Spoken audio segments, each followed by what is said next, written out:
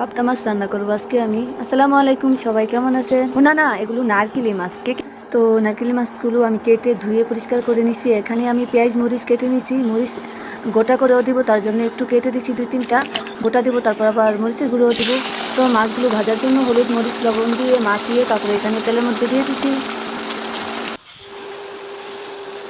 মাছগুলো ভাজা শেষ, এখন আমি পেঁয়াজ মরিচগুলো ভাজবো একটু ব্রাউন কালার আসতে। তারপরে তো আমি হলুদ মরিচ চের গুঁড়ো তারপরে লবণ দিয়ে দিছি। এখানে আমি আবার আদা রসুন বাটাও একটু দিছি, তারপরে জিরার গুঁড়ো দিছি। এখন আমি আবার দিয়ে দিছি পলিটা দিলে একটু ভালো লাগবে, টক টক। তো ছোটো মাছের মধ্যে আমি একটু টক ব্যবহার করতে চেষ্টা করি, কারণ ছোটো মাছের মধ্যে টক ভালোই লাগে। তারপরে টমেটো এগুলো দিয়ে রান্না করতে ভালো লাগে, খেতেও মজা হয়। তো এই তো আমার এখানে বলকাইতেছে কি সুন্দর করে।